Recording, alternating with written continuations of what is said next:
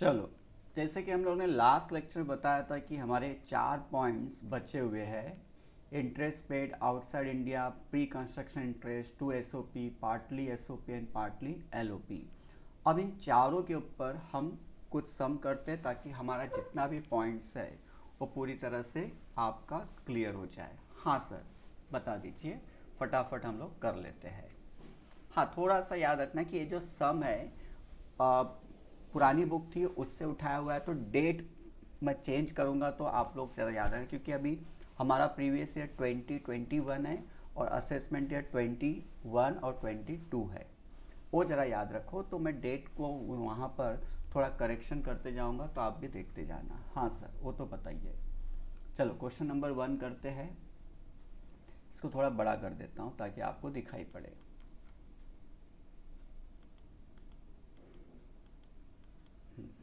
ठीक है।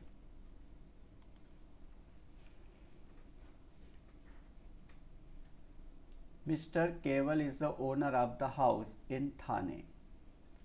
ओनर है, अच्छी बात है। Rateable value of this house is a certain 36,000। Rateable value मतलब ही एमआरवी या रीजनेबल लेटिंग वैल्यू भी बोल सकते हैं। He incurred the following expenses: municipal tax paid 6,000, interest paid to HDFC bank 2,88,000. He borrowed the fund from HDFC for the purpose of construction of this house. The house is occupied by Mr. Keval for his own residence. तो ये जो सम कर रहे हैं ये SOP का है, self occupied property का है। Determine the income under the head income from house property for the assessment year 21-22 on the assumption that the above loan taken in acquisition of the house property prior to 1st April 99, the above loan taken in acquisition of the house was on 1st April 2001. पहली बात तो एक clear हो गया कि SOP का सम है। चलो, अब हम लोग सॉल्व करते हैं। एसओपी का सम है तो शीट का फर्स्ट सम लिख देता हूँ। शीट का फर्स्ट सम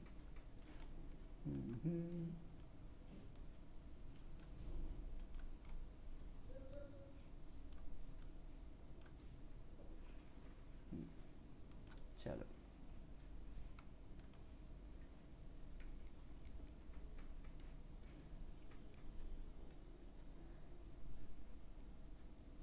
छोटा सा ही रूलिंग करना पड़ेगा।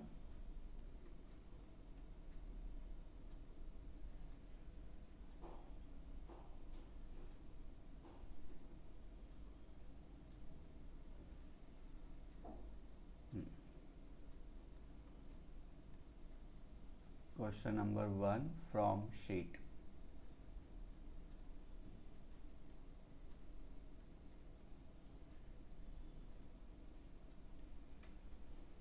इसमें दो पॉसिबिलिटी है। फर्स्ट पॉसिबिलिटी है loan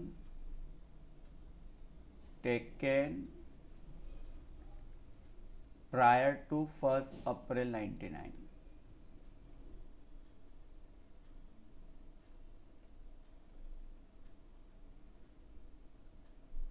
first April 99,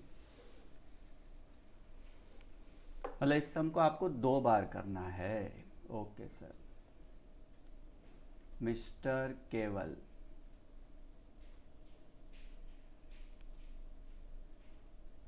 assessment year 21-22, previous year 20-21, legal status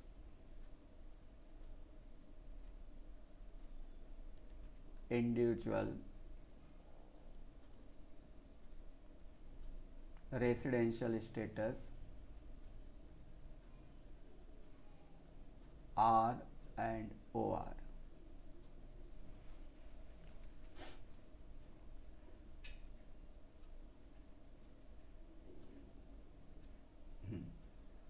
computation of income from house property.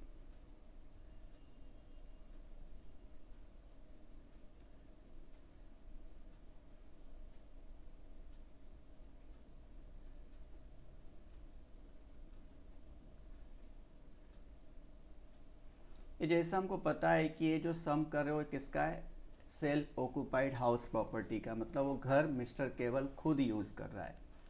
तो जब इस टाइप का सम आता है तो हम क्या करते हैं, एन से चालू करते हैं। एन कितना लेते हैं, नील, लेस डिडक्शन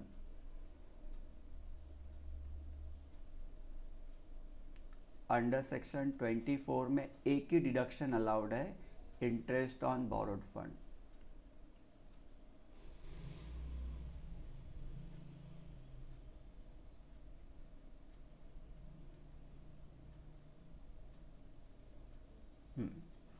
याद है मैक्सिमम कितना हम लोग माइनस कर सकते हैं, एसओपी में 30,000, लेकिन ये 30,000 2 लाख रुपए तक जा सकता है। पहला आपको याद रखना है कि 30,000 ही माइनस होता है, लेकिन 2 लाख लेने के लिए आपको ये याद रखना पड़ेगा कि आपने लोन 1499 को या उसके बाद में लिया हो, तो आप 2 लाख रुपए तक जा सकते हो। अब यहाँ पे देखो इंटरेस्ट का अमाउंट कितना दिया है, 2,80,000। सर ये म्यूनिसिपल टैक्स ये सब नहीं आएगा भाई, एमआरबी भी नहीं आएगा, क्योंकि एनएवी नील हो गया ना, तो उसके ऊपर का पोर्शन जीरो हो गया, वो कुछ लेना ही नहीं है एसओपी में। अब इंटरेस्ट कितना है, 2,88,000। तो आपके दिमाग में आएगा सर ये 30,000 ही माइनस होगा। नहीं नहीं, 2 लाख भी माइनस हो सकता है। देखते हैं, देखो यहाँ पे the above loan taken acquisition of the house property prior to 1 अप्रैल 1999 है। 1 अप्रैल 1999 के पहले लोन लिया है, तो सीधा सीधा 30,000 तक ही माइनस होगा, 2 लाख तक का आपको एक्सटेंशन नहीं मिलेगा। तो चलो यहाँ पर आ जाते हैं हम लोग 30,000 ब्रैकेट में मैक्सिमम। तो अब 0 में से 30,000 माइनस करेंगे तो नेगेटिव आ जाएगा 30,000, नेगेटिव आ जाएगा 30,000। तो loss from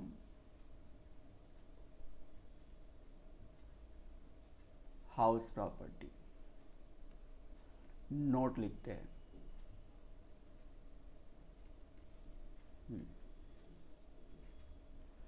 number 1, in case of self-occupied property, NAV is always taken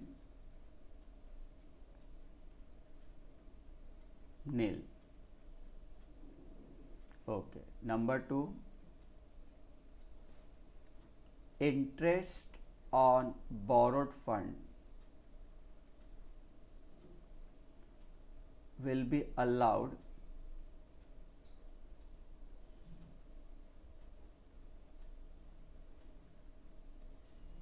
maximum rupees 30,000 if loan taken prior to 1 April 99। ये हो गया आपका answer, if the loan taken prior to 1 April 99 था। अब इसी सम को आपको दोबारा करना है, इसी सम को आपको दोबारा करना है।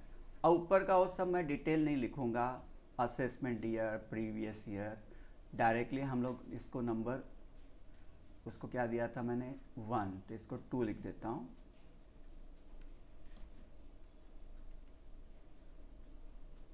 लोन टेकन ऑन, कहाँ पे दिया, लोन टेकन 1 अप्रैल 2001, नहीं है 1 अप्रैल 2001।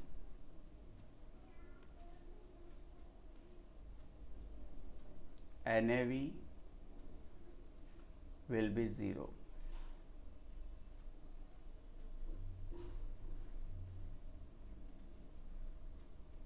Deduction under section 24।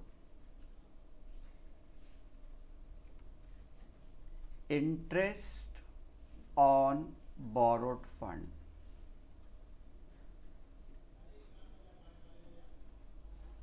अब कितना लिखा है, 2,88,000 है,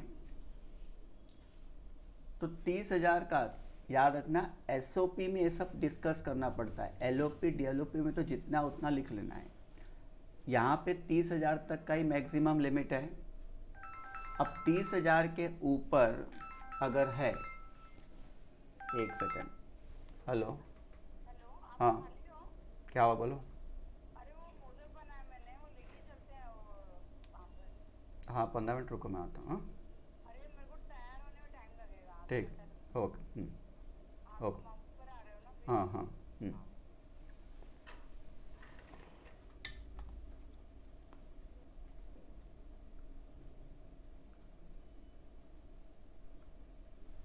चलो,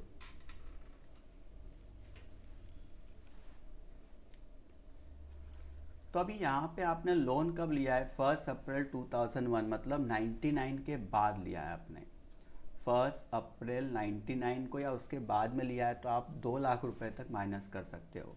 तो 2,88,000 है, तो आप कितना ले सकते हो, 2 lakhs.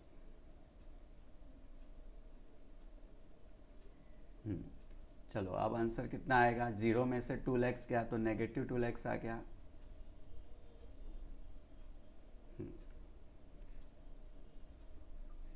This is loss from house property.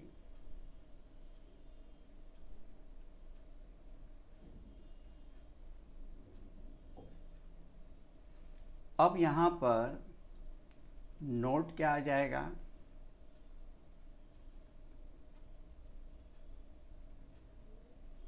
Interest on borrowed fund will be allowed maximum of rupees 2 lakhs if, because लिखो, if नहीं, because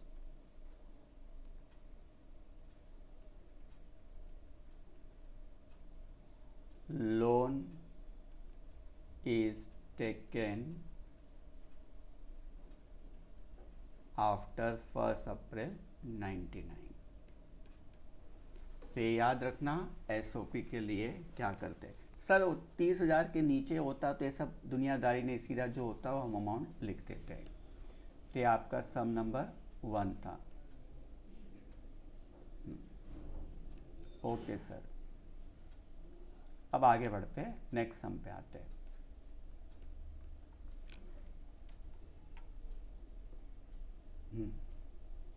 बस थोड़ा डेट पे आप लोग अपने आप को अंडरस्टैंड रखो।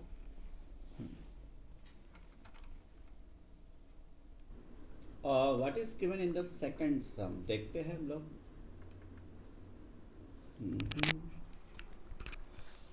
फर्स्ट सम करने के बाद अब सेकंड सम पे आ रहे हैं।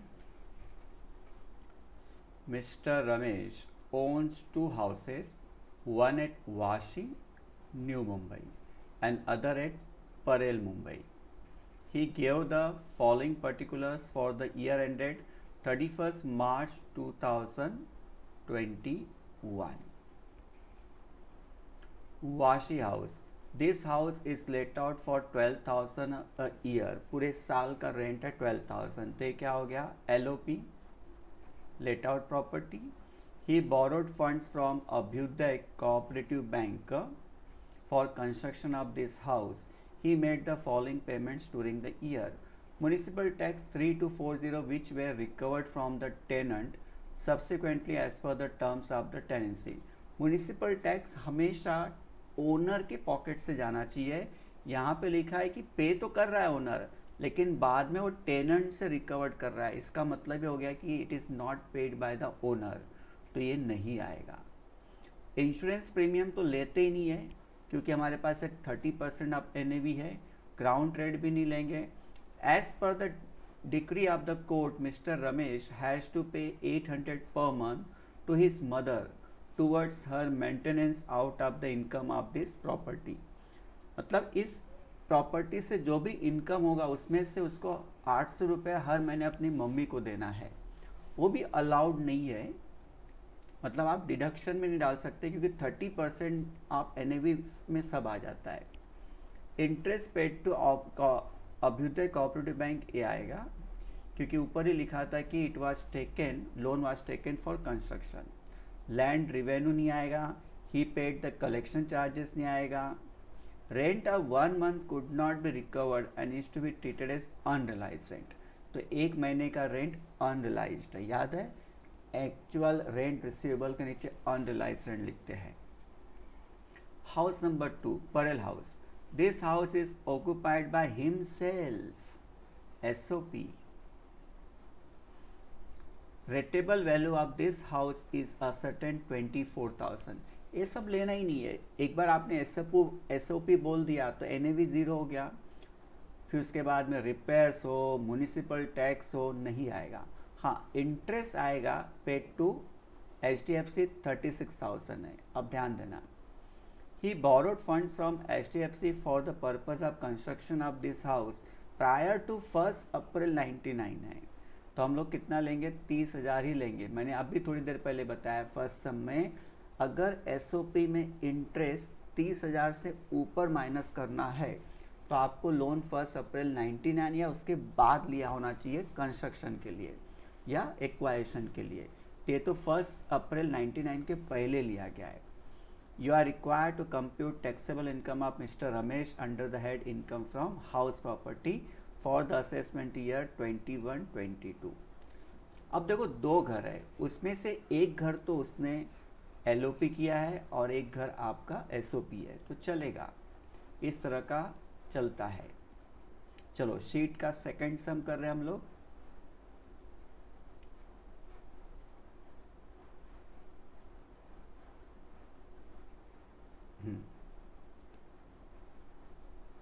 रूलिंग कर लेता हूँ। Very good.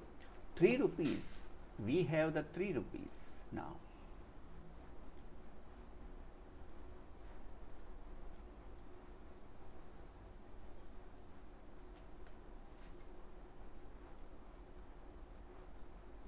चलो ऊपर लिख देंगे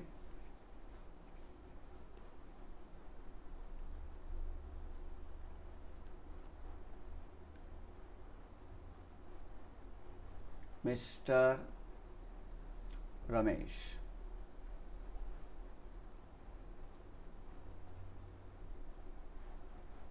assessment year 21-22,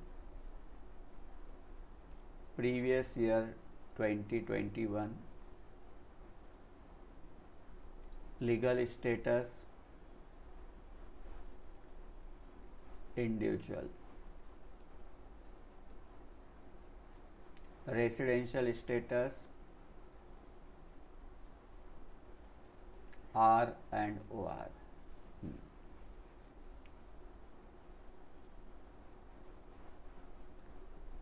computation of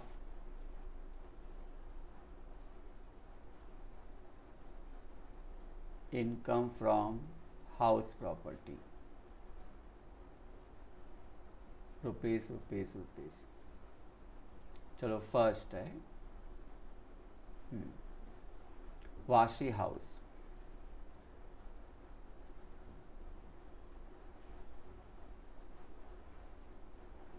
LOP,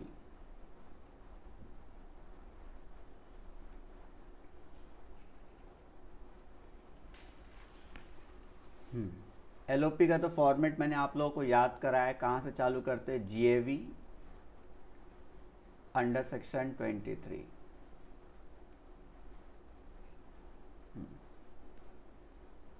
number A, reasonable letting value,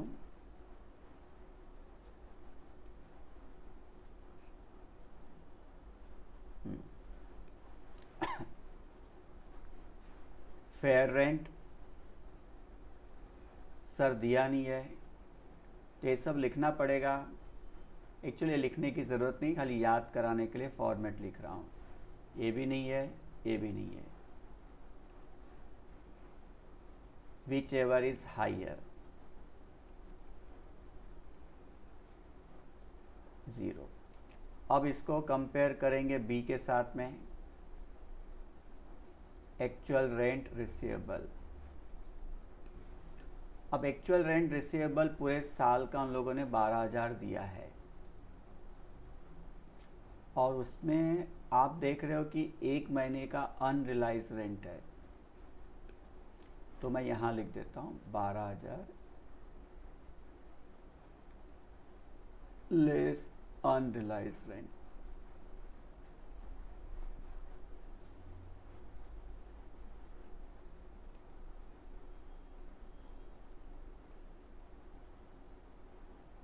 divide by 12 into 1 month.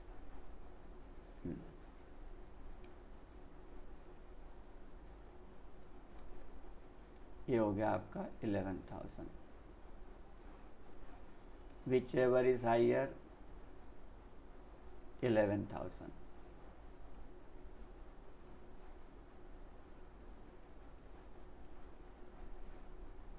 Higher of A और बी, GAV।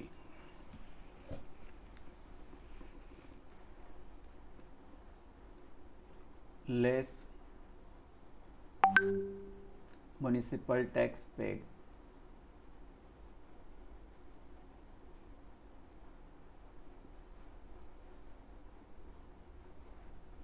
अब इसमें क्या था कि म्युनिसिपल टैक्स हमने रिकवर कर लिया था टेनेंट से, इसलिए हम अलाउ नहीं करेंगे इसको, 0। चाहे तो आप इसका नोट यहीं पे लिख दो, बीइंग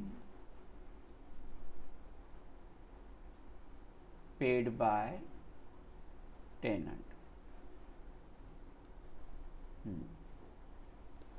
अब आपका आ गया 11,000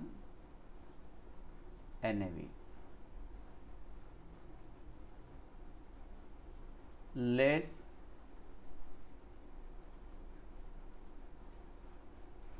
डिडक्शन अंडर सेक्शन 24।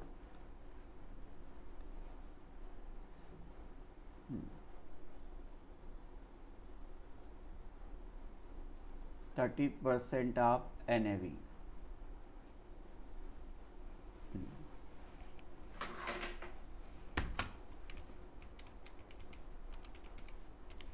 $3,300।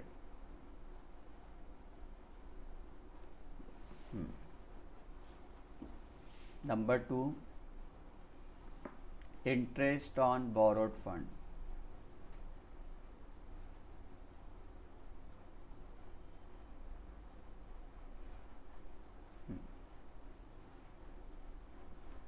कितना दिया है इंटरेस्ट ऑन बोर्ड फंड, 1200।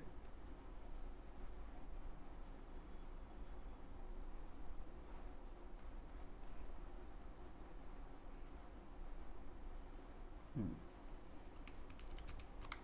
4,500। चलो माइनस करके बाहर आ गया 6,500।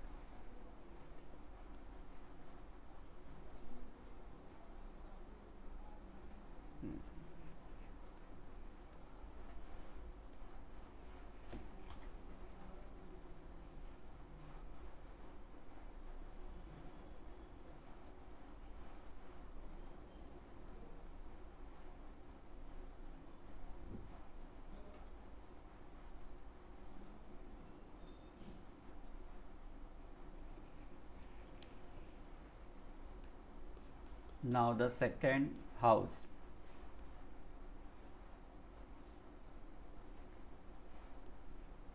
कौन सा है, परेल हाउस।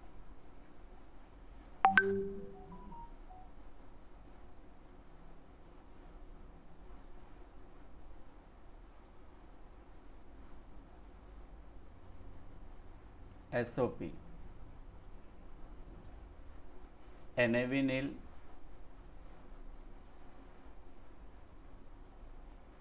लेस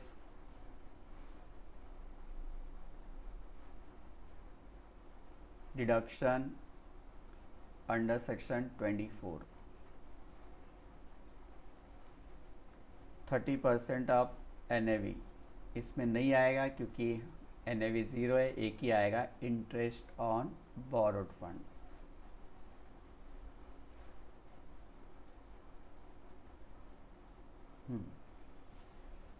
अब प्रॉब्लम क्या है कि इंटरेस्ट 36,000 दिया है और लोन 1 अप्रैल 99 के पहले लिया है, तो हम 30,000 तक ही माइनस कर सकते हैं मैक्सिमम। वही लोन 1 अप्रैल 99 या उसके बाद लिया होता तो हम 38 पूरा माइनस कर सकते थे, 36 पूरा माइनस कर सकते थे। तो चलो अभी आ गया आपका बाहर, नेगेटिव आ गया 36,000 से नेगेटिव 30,000।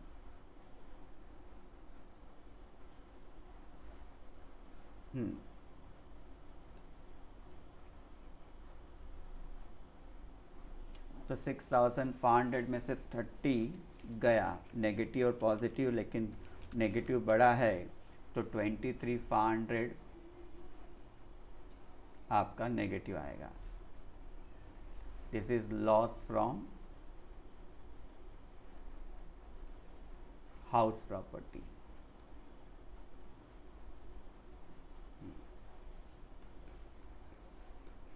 नोट में आपको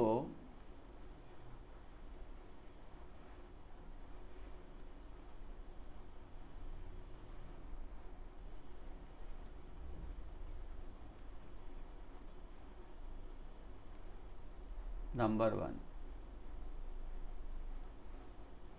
under LOP 30% of NAV is to be taken on notional basis.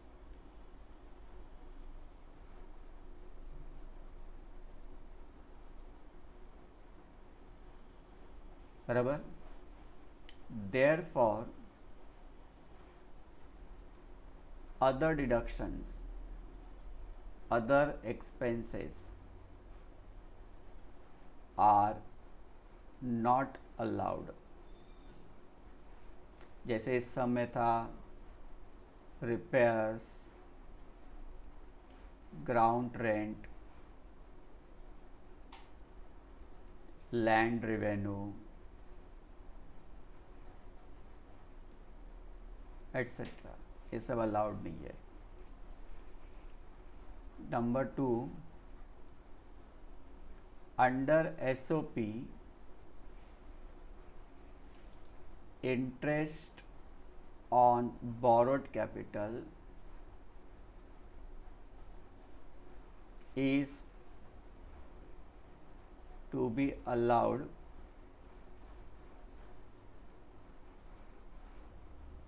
maximum rupees 30,000 if loan taken prior to 1 April 99।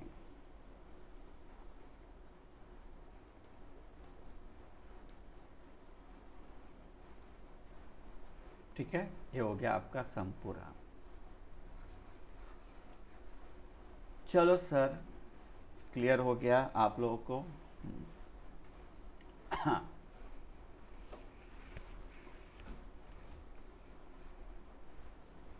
Next sum करते हैं क्वेश्चन नंबर 3।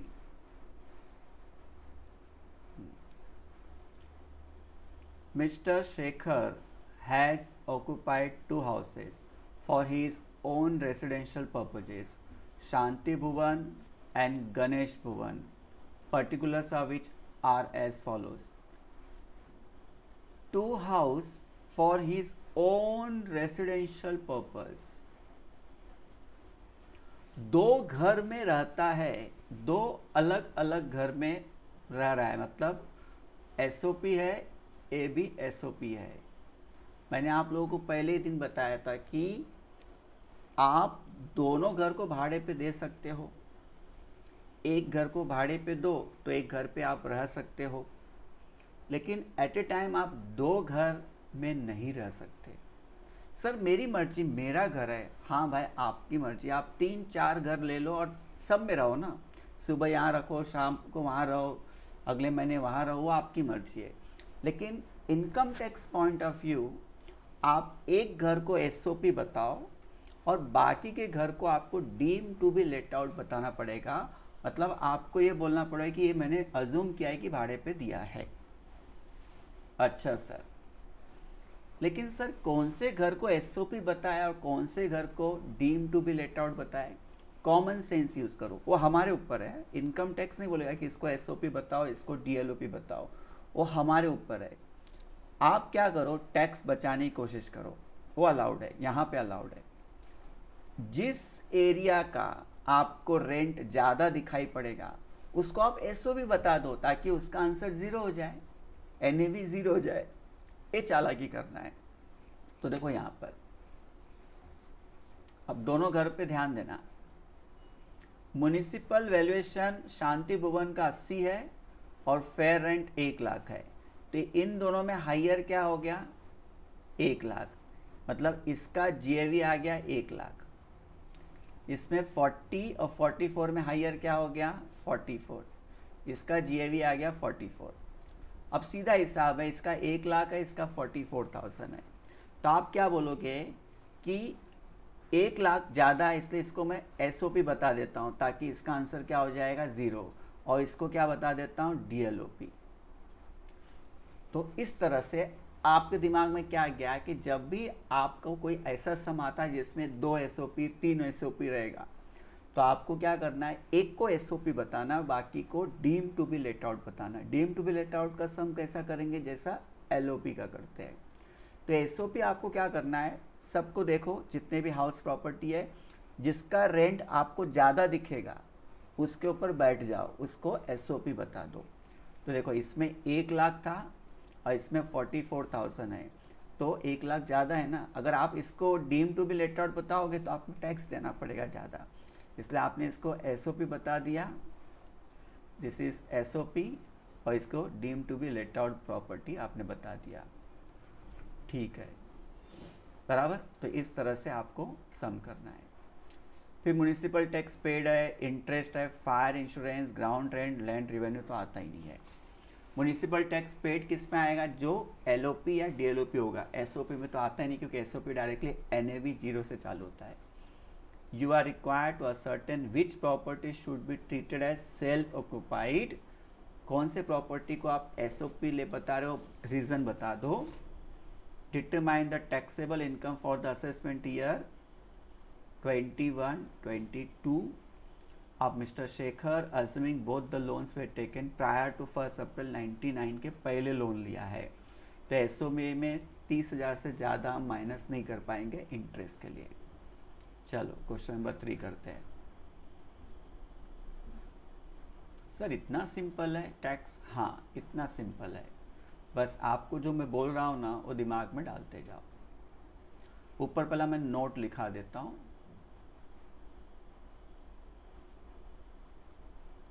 लिखेंगे GAV of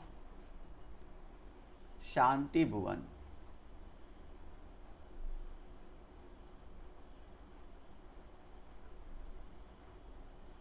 is more than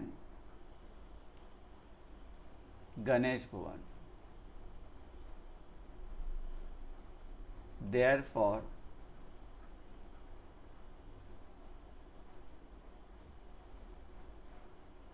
Shanti Bhavan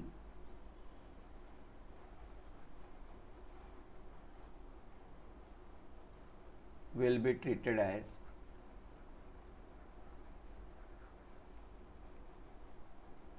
SOP and Ganesh Bhavan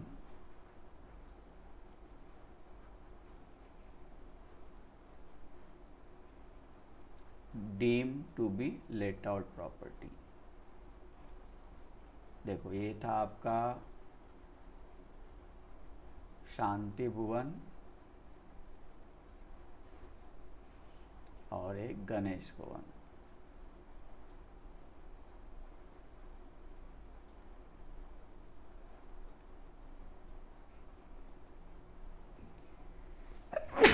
sorry.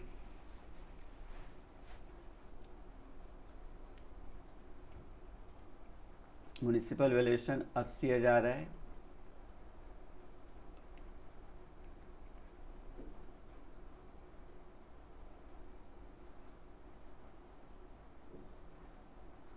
अस्सी हजार और 40,000।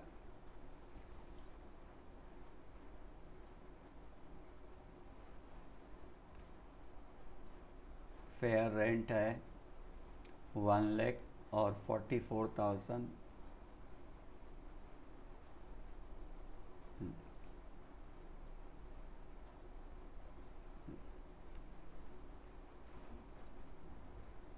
Higher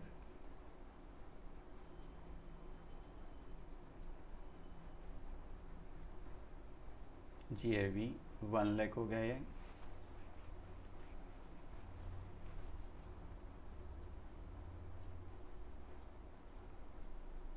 ये हो गया 44,000।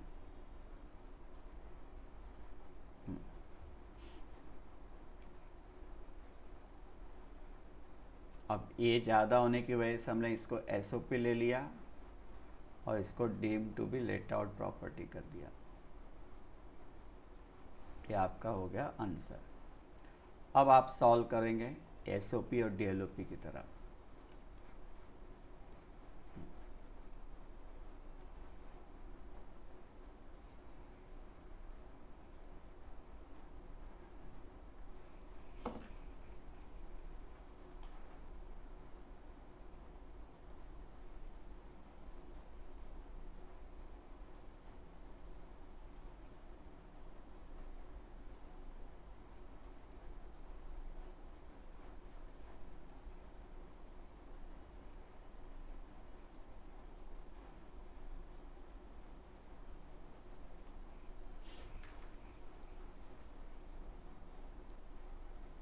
Mister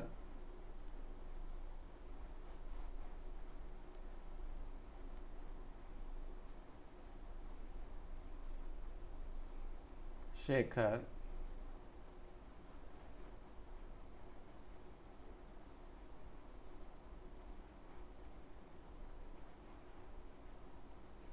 assessment year 21-22, previous year 19 से 2021, legal status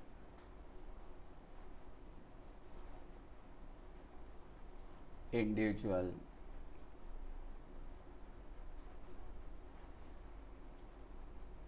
residential status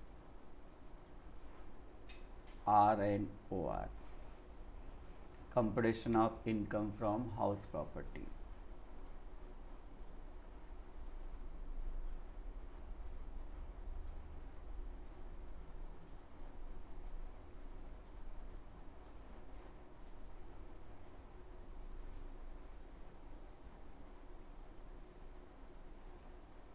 rupees. चलो सबसे पहले जो भी है शांति भुवन को हमने क्या डिसाइड किया है SOP।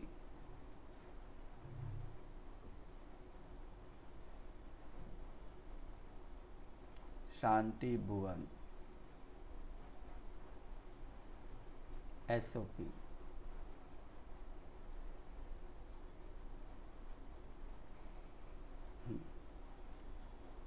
तो NAV से चालू करते हैं। NAV will be 0 less deduction under section 24।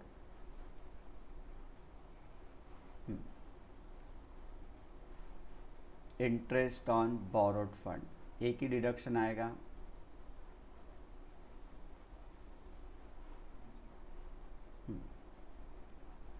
Interest on borrowed fund कितना है 10,000। 30,000 मैक्सिमम लिमिट है तो 10,000 ही दिया है।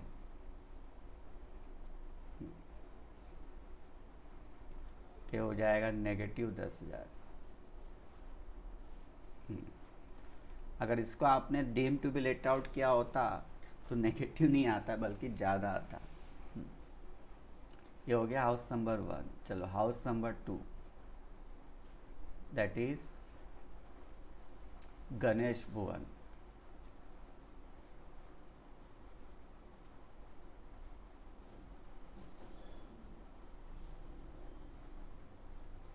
Deem to be let out property.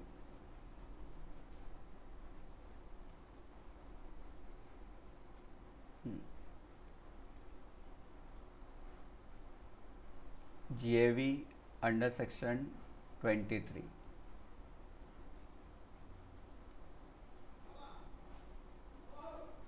A, reasonable letting value, fair rent on MRV। Fair rent है 44 और है 40,000।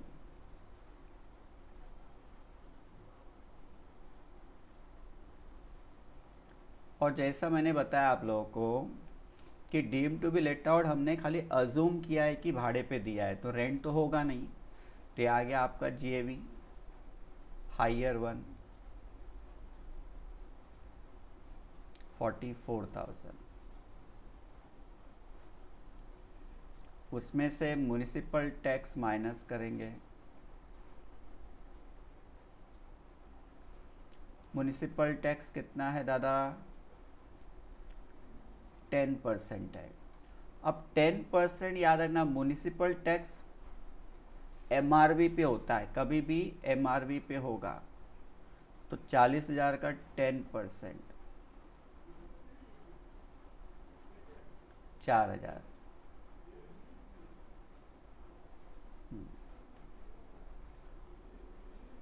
तो हो जाएगा आपका NAV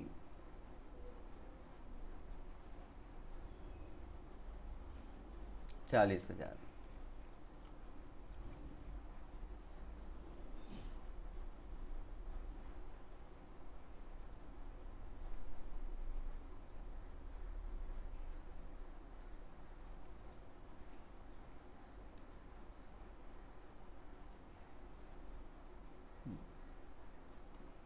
less deduction under section 24।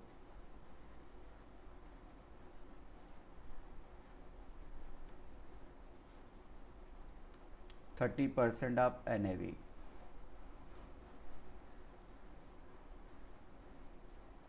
12,000 बराबर।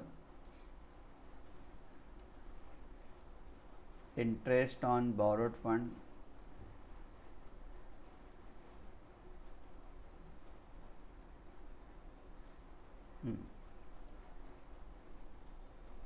uh, 2,16,000 है सर। अब मुझे बताओ इसके अंदर कोई लिमिट है क्या? नहीं सर, इसमें तो कोई लिमिट नहीं है, तो आप पूरा लिख सकते हो।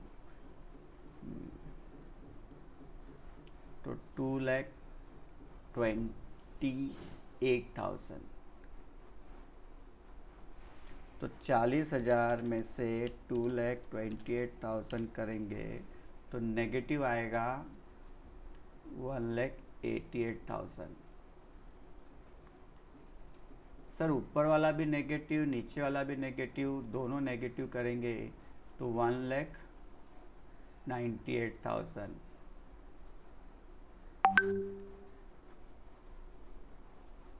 This is loss from house property.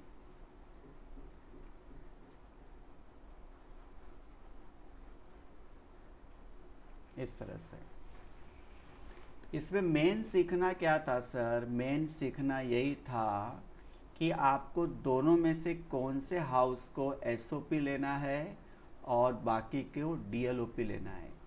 क्योंकि दो हाउस LOP हो सकता है, एक हाउस SOP और एक LOP हो सकता है, लेकिन एट द सेम टाइम दो घर में आप नहीं रह सकते। एक से ज़्यादा घर में अगर SOP है तो आपको एक को SOP और एक को deem to be let out बताना पड़ेगा। उसके लिए आप जीएवी पे ध्यान दोगे, उसको ऑब्जर्व करोगे, एनालाइज करोगे। जिसका जीएवी ज़्यादा होगा उसको एसओपी कर दो, बाकी को डीएलओपी कर दो। इस तरह से करते हैं, ठीक है। तो हम लोगों ने कितने पॉइंट्स कवर किए, जो मैंने बताया था कि ये सब पॉइंट्स बचा है, कहाँ गया वो लिस्ट।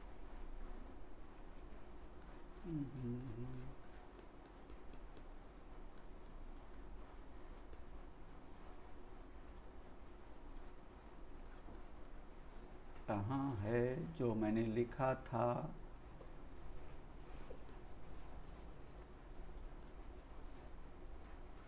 टाइम किया तो कल का जो था,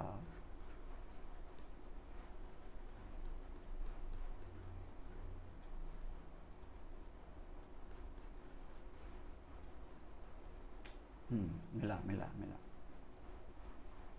देखो हम लोगों ने, एक मिनट इसको पहला मिटा देता हूँ मैं।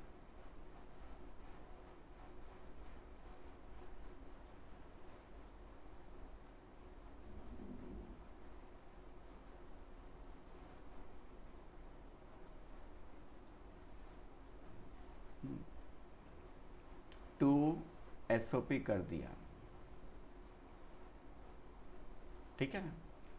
अभी भी 3 पॉइंट बचे हुए हैं, वो हम लोग आगे वाले लेक्चर में करते हैं। Okay, thank you.